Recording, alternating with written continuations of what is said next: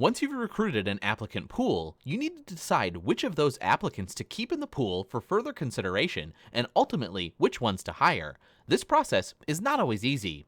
Let's take a look at what is selection. Remember that competencies are the knowledge, skills, and abilities, or KSAs, and other talents employees need to perform their jobs effectively and efficiently. Selection is the systematic process of deciding which applicants to hire. The primary selection decisions are which applicants should be hired as new employees, which employees should be promoted to higher-level jobs, and which employees should be moved to other jobs within the company that don't involve a promotion. At a basic level, selection is about prediction.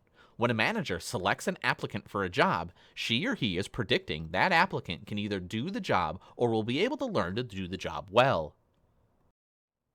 The following activities are typically part of the selection process for both new hires and internal transitions. First, review applications and resumes to determine which applicants best match the requirements of the job and the organization. Second, identify and implement appropriate methods to assess the degree of fit among the job requirements, the qualifications of the applicants, and the organizational culture. Third, make a final decision about which applicant is the most qualified for a particular job and should be offered a job. Selection is the systematic process of hiring the right person to fill the right job at the right time. Person-job fit is the extent to which there's a good match between the characteristics of the potential employee, such as knowledge, skills, values, and the requirements of the job. Each of us has different abilities and interests, and it's unlikely that all potential employees would enjoy the tasks required for all jobs or possess the abilities to succeed in all jobs. Employees who believe there's a good match between their own KSAs and interests and the requirements in their jobs are going to be more satisfied with their positions. As you know, and as research has shown, satisfied and engaged employees tend to be more productive. A strong person-job fit maximizes the benefits for both employees and their organizations. In contrast, when there's a poor person-job fit, organizations can expect to face higher turnover and absenteeism, along with lower employee morale and productivity. On the surface, these standards might seem easy to follow, but in fact, they're quite complex. Selection is about measuring the degree to which each applicant possesses the competencies required for the job. The precision of the measurement at each step will largely determine the success of the process.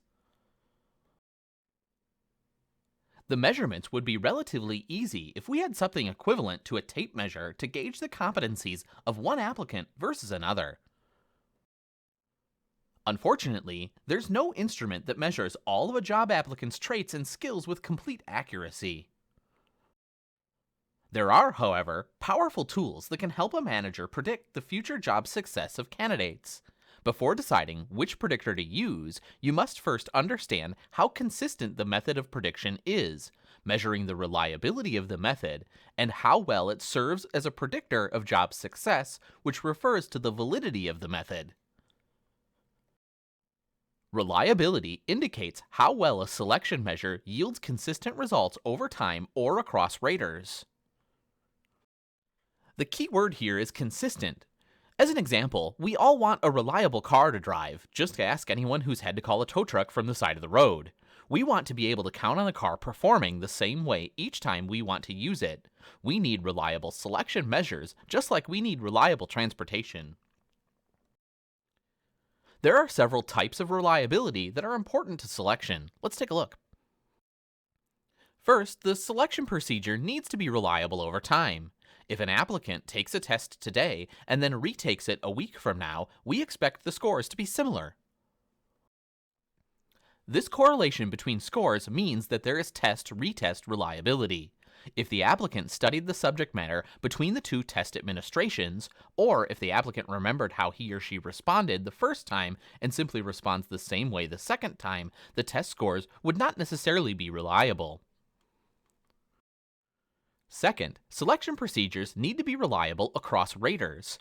If 3 people interview an applicant for a job and are using the same questions and the same scoring mechanism, they should evaluate the interviewee in a similar manner. If they do so, we would say that there is high inter-rater reliability.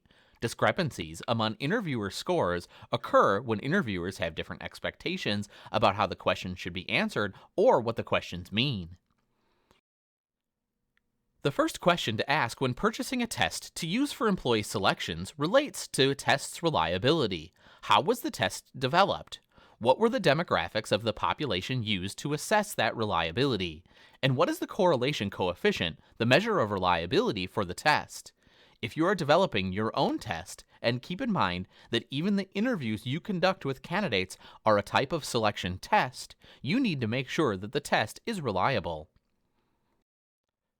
Reliability alone does not ensure that a selection method is going to predict success on the job. In other words, it is necessary, but not sufficient as an indicator of the usefulness of the test. Selection methods must also be valid. Validity is the extent to which a selection method measures what it's supposed to measure and how well it does so. A personality test should measure personality. An accounting test should measure accounting knowledge and skill. When we talk about validity, we're really focusing on how much evidence there is to support the conclusions that were made based on the scores of the selection measure. Simply stated, we are investigating the job-relatedness of the selection measure. In addition to being reliable and valid, selection measures also need to be unbiased. Unfortunately, bias often creeps in and compromises the fairness of selection processes. Bias occurs when one's personal views are allowed to affect the outcome of a decision-making process rather than the decision being based on the results of the selection measures. Bias occurs when one's personal views are allowed to affect the outcome of the decision-making process rather than the decision being based on the results of the selection measures. Measurement bias can also occur, but that discussion is beyond the scope of this course. An employment test is considered good if the following can be said about it. The test measures what it claims to measure consistently or reliably. This means that if a person were to take the test again, the person would get a similar test score. The test measures what it claims to measure. For example, if a test on mental ability should, in fact, measure a person's mental ability and not another characteristic. This test is job relevant. In other words, the test measures one or more characteristics that the person needs to be able to do the job. By using the test, more effective employment decisions can be made about individuals. We discuss next 4 common types of bias, including the influence of personal characteristics, the contrast effect, the halo or devil's horn effect, and impression management.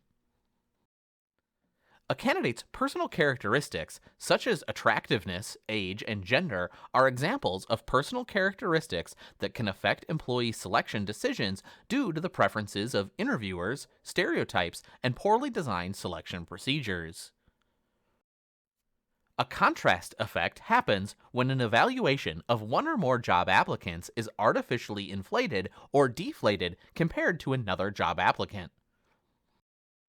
A halo effect or horn effect occurs when a positive or negative characteristic of a job candidate affects the evaluation of the candidate's other attributes.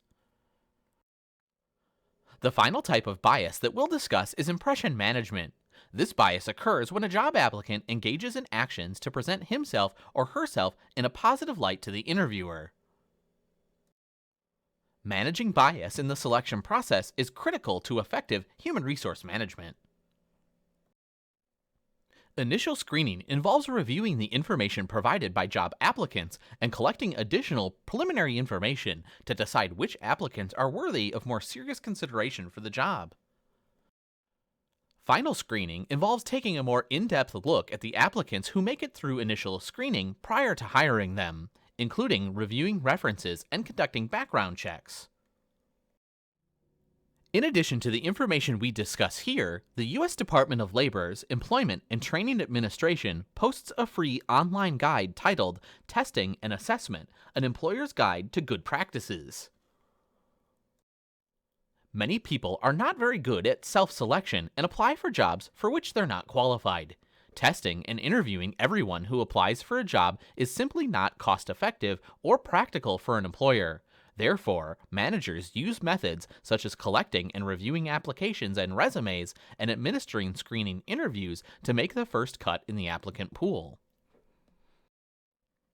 Applications are standardized forms employers use to collect job-related information about applicants. The information is reviewed and used to determine which applicants meet the minimum job requirements and should remain in the selection process. Typically, application forms inquire about a person's eligibility to work in the United States, the person's education, current and previous work experience, skills, hours available to work, and references. Applications are completed in person or online.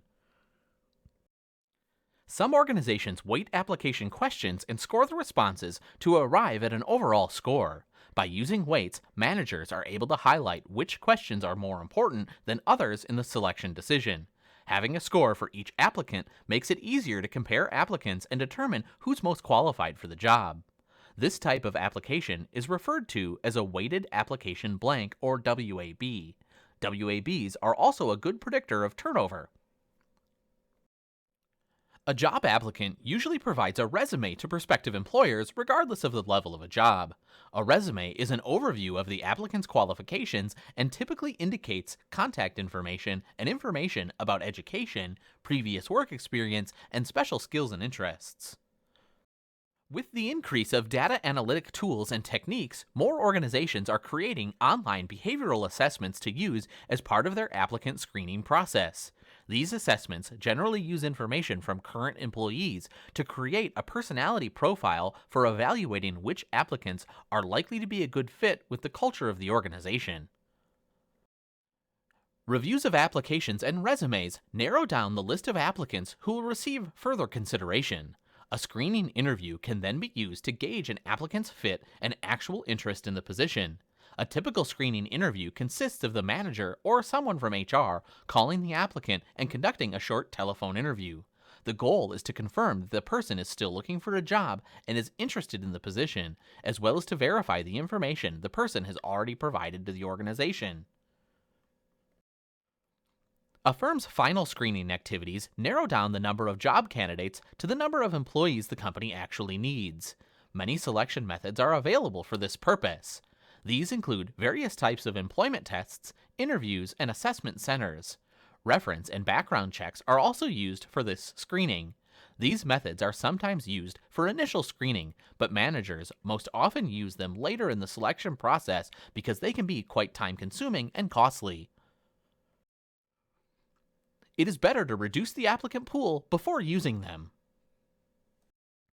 Selection tests are defined as procedures for determining job suitability. This is accomplished by examining the skills, knowledge, or ability of applicants. Ability tests, sometimes called aptitude tests, measure basic talents or abilities of individuals. In the context of staffing, they provide information about an individual's potential to perform the job. Cognitive ability tests measure general intelligence or levels of specific aptitudes such as numeric fluency, general reasoning, verbal comprehension, mechanical reasoning, logical evaluation, and memory span. These tests are best predictors of job performance across all types of jobs, and they are also among the lowest cost selection methods. Their predictive value increases as the complexity of the job increases.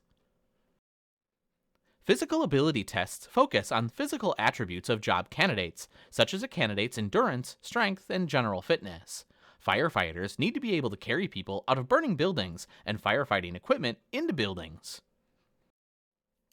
Achievement tests or competency tests measure an applicant's current knowledge or skill level in relation to job requirements. Rather than focus on a candidate's potential, these tests examine the extent to which the job candidate can actually perform the tasks.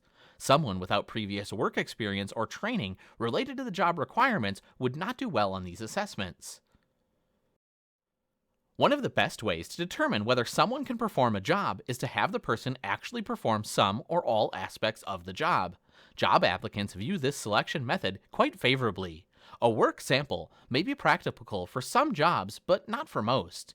Having a candidate for a word processing job prepare documents using the software that would be used in the job is a relatively inexpensive and straightforward selection test. Knowledge tests measure the extent to which an applicant has mastered the subject matter required for the job. Does an accountant applicant have the knowledge of accounting practices? Does a human resource applicant have knowledge of human resource practices? Licensure exams are examples of knowledge tests. If you're hiring someone for a job that requires selling, you probably want someone who is assertive and maybe even extroverted. During the selection process, you'll need a way to assess whether applicants have these traits. When used as part of the selection process, personality inventories can identify the extent to which an applicant possesses certain characteristics, such as assertiveness, self-confidence, conscientiousness, motivation, and personal attributes. Even though most human resource professionals advocate identifying or developing job-related selection tests, we realize that not all organizations can afford to do it, at least not for every job. Here are 5 situations in which the cost of testing is greater than the cost of using reliable and valid tests. Use tests when the current selection process doesn't yield high-quality employees, turnover or absenteeism is high, the current selection methods don't meet professional or legal standards, productivity is low, and errors by employees have made serious safety, health, and financial consequences. Understanding the common elements of selection testing will help you craft an effective and relevant selection process for your organization. Keep in mind that each type of interview can be used by an individual interviewer or by a panel. Companies sometimes use panel interviews, several people interviewing the applicant at the same time, as a way to increase the reliability of the interview process. A large percentage of selection interviews are unstructured interviews. An unstructured interview is a type of interview in which questions are asked without a defined format, and the same type of information is not collected from all interviewees. The interviewer, often the hiring manager, will have a general idea of what a successful applicant should know and be able to do. The interviewer will ask the candidate job-related questions, but without a defined format and without asking the same questions of all applicants. Some managers claim they're good at judging character, and they need just a few minutes with an applicant and an interview to make a good decision. The reality is that many managers are not as good as they think at selecting employees. A more structured process will lead to a better hiring decision. A more structured process is also more defensible should an applicant file a charge of discrimination because of the outcome of the selection process. A structured interview is a type of interview that uses a set of predetermined questions related to the job and usually includes a scoring system to track and compare applicant responses. This type of interview also provides a more accurate means for comparing responses across applicants since the same type of information is collected from all interviewees. We discuss 2 types of structured interviews, situational and behavioral. Properly designed, situational and behavioral interviews include a rating scale and lead to better selection decisions. In situational interviews, an interviewer poses hypothetical situations to the interviewee and gauges the person's responses relative to how the individual would be expected to respond in a similar situation on the job. The premise of behavioral interviewing is that past behavior is the best predictor of future performance. Rather than simply asking the candidate how he or she would handle a situation, the interview asks the candidate how he or she has handled the situation in the past. Much of the research on interviewing has focused on interviewer and applicant characteristics and how they affect the outcomes of the interview process. Research has shown that pre-interview information can affect the outcome of an interview. Nonverbal behaviors of applicants can affect interview outcomes. Individuals good at self-promotion are likely to get higher ratings. Attractive applicants are rated more highly. And personality characteristics such as extroversion can positively impact interview outcomes. Reference checks require applicants to provide the names of individuals the potential employer can contact to verify information provided in the application. These individuals should also be able to provide additional information about the applicant. Often names of current and former supervisors are given for this purpose. The questions asked of the reference typically focus on the applicant's education, work, and related experiences and should be structured so that all reference givers for all candidates for the job are asked the same questions. Some companies may ask the reference provider to offer a judgment about the applicant's qualifications for the open position. Employers often find themselves in a catch-22 when it comes to reference checks. They need to conduct them to collect information about applicants. However, they're reluctant to give reference check-related information about their own current or former employees for the fear of being sued for defamation of character. Defamation of character occurs when someone makes a written or verbal comment about a person and those comments are not true. Consequently, it's extremely important that all information an employer gives out about a current or former employee be true and verifiable. In addition, hiring employers should require applicants to sign release forms granting permission for the employer to do reference checks. The hiring employer should collect only job-related information using a structured questionnaire. Because of the risk of defamation of character, many companies have policies limiting the amount and type of information they can provide about former employees. Some policies prohibit personnel from divulging any information whatsoever. Other policies limit the information provided. Some states have passed Good Samaritan laws to encourage employers to provide reference information. The laws protect reference providers from being sued if they provide verifiable information in good faith. A number of companies have developed software to make it easier for employers to do reference checks. Pre-Hire 360 is an online reference checking tool from SkillSurvey, Inc. An employer can enter a candidate's references, name, email address into the system. The references are then contacted and asked to complete an anonymous survey about the applicant. The survey takes about 10 minutes and includes around 25 questions. The responses from all of the applicant's references are aggregated and the employer receives a summary. Some companies conduct background checks to make sure that they're providing a safe working environment for their existing employees and ensure they're not liable for negligent hiring. Negligent hiring occurs when an employer does not conduct a background check on an employee and the person commits a crime at work similar to a crime he or she committed in the past. A reference check is when an employer contacts a job applicant's previous employers, schools, colleges, and other sources to learn more about his or her employment history, educational background, and qualifications for the job. Assessment centers provide participants a series of simulations designed to evaluate their ability to perform aspects of the jobs they are seeking. Often, assessment centers are used to make internal promotion decisions. They're used most often for managerial or professional positions. Typical simulations include an in-basket exercise, a leaderless group discussion, and role plays. Trained evaluators, often managers from within the company, observe how applicants perform during these simulations and rate their performance on a defined scale for each job-related dimension. Dimensions frequently assessed include oral and written communication, decisiveness, adaptability, initiative, delegation, and planning and organization. An assessment center can last for several days and can be expensive to administer. The costs include setting up the process and time for the firm's managers, spending and rating candidates. Some of companies have their own in-house assessment centers. Other organizations send job applicants to outside assessment centers for testing. The International Congress on Assessment Centers provides guidelines and ethical considerations for assessment center operations, including considerations for the use of assessment centers in diverse cultural settings. Most employers also prohibit the use of alcohol at their workplaces and discipline employees who come to work under the influence of alcohol or drugs. Research has shown that employees who abuse drugs are more likely to miss work, be tardy, be involved in workplace accidents, and file workers' compensation claims.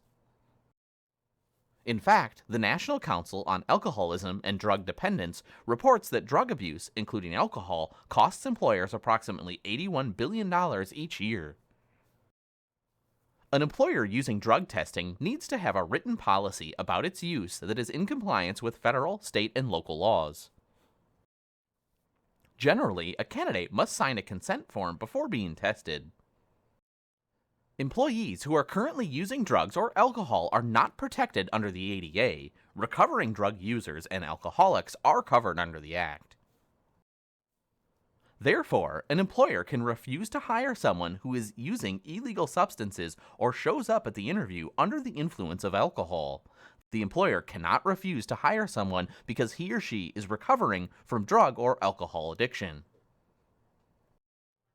Person-organization fit refers to how well a person fits within the broader organizational culture. A company's strategy and characteristics influence the criteria managers rely on to maximize person-job fit.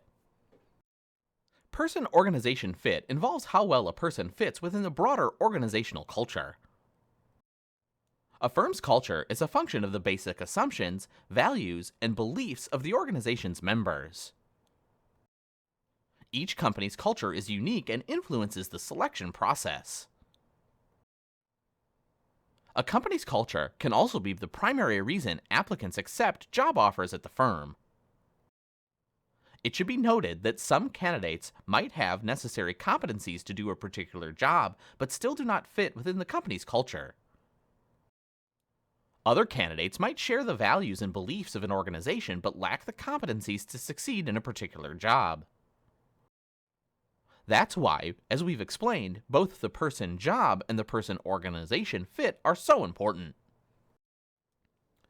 The Uniform Guidelines on Employee Selection Procedures describe in detail how organizations can legally use tests and other selection methods. Even though they were developed 38 years ago, the Uniform Guidelines are still given great deference by the courts in establishing whether or not a selection measure is job-related. These guidelines also describe the record-keeping requirements and procedures employers should follow with regard to their selection activities. Required records include information on the demographics of applicants as well as test validation information. A complete description of these guidelines is beyond the scope of this course, but it's important that you know how these guidelines work and that they exist. They are an invaluable reference when it comes to setting up a selection process. For instance, they offer guidance on what to do if your selection practices result in adverse impact and define what constitutes bias, unfair selection procedures. Additionally, the Society for Industrial and Organizational Psychologists, the SIOP, has published principles for the validation and use of personnel selection procedures. These principles are provided to guide the choice, development, evaluation, and use of employee selection procedures. SIOP published the 4th edition of these principles in 2003. The rapid growth of computer technology was accompanied with a change in how applicants and employers interacted, as we've already noted. As a result, in 2004, the EEOC provided clarity on who is considered a job applicant for internet and related technology.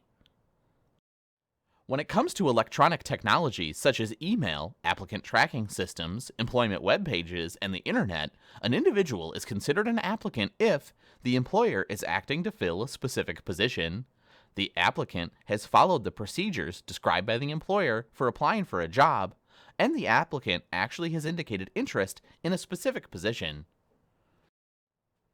This definition is quite important in the event of a discrimination charge. Without it, an individual could just make an email inquiry about a possible job and then decide to charge the company with discrimination if they didn't get the job. Even prior to issuing the new guidelines, many employers have already established policies for determining who is actually an applicant. The policies resulted in part from the efforts by the EEOC to find employers who were discriminating. To do this, the EEOC sent testers, individuals who were not actual job applicants, to apply for jobs in an attempt to identify unlawful discrimination practices. Employers have responded to the use of testers by specifying that they do not accept unsolicited applications. Managers need to ensure that everyone who's involved in the selection process has been carefully trained in terms of how to conduct the process and what records to maintain.